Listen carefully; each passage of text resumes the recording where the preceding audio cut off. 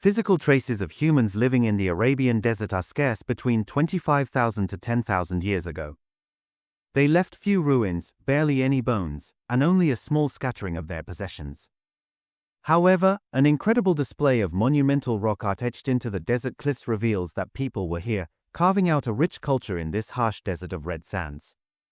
In the Nafud Desert of northern Arabia, dozens of rock walls were scrawled with over 100 life-size engravings of camels, ibex, horses, gazelles, and aurochs.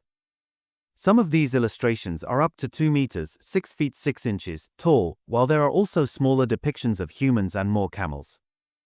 The doodles date to around 12,800 and 11,400 years ago, a period when the region was extremely arid, even more so than usual.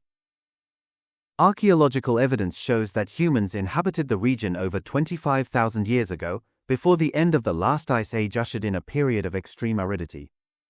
We also know they were living in the area after 10,000 years, primarily around the oases that sprang up after the dry spell. Yet very little is known about the human cultures that existed here in this broad gap between 10,000 and 25,000 years ago. In a new study, researchers at the Max Planck Institute of Geoanthropology and University College London have attempted to fill in the gaps by closely studying the rock art of the Nafud Desert. In total, they identified 60 rock art panels containing 176 engravings in 3 previously unexplored areas, Jebel Arnan, Jebel Mliha, and Jebel Mizma, along the southern fringes of the desert. They believe it would have taken great care, skill, and dedication to create some of these artworks. One of the murals, for instance, was situated up a rock face that would require the prehistoric artist to climb and work precariously on narrow ledges, teetering high over the desert below. It was only possible to photograph them using aerial drones.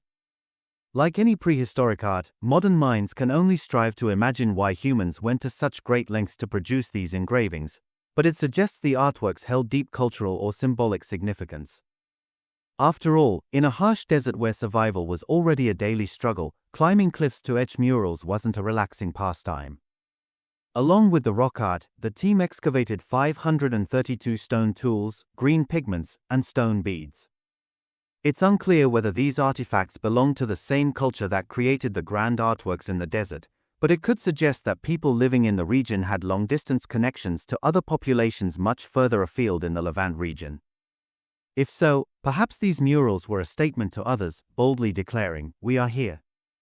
And this is who we are." Or maybe they served a more practical purpose, acting as markers to guide travelers towards scarce water sources and animal migration routes. These large engravings are not just rock art, they were probably statements of presence, access, and cultural identity, Dr. Maria Guagnin, lead author from Max Planck Institute of Geoanthropology, said in a statement. The rock art marks water sources and movement routes, possibly signifying territorial rights and intergenerational memory, explained Dr. Kerry Shipton, co-lead author from the Institute of Archaeology at University College London.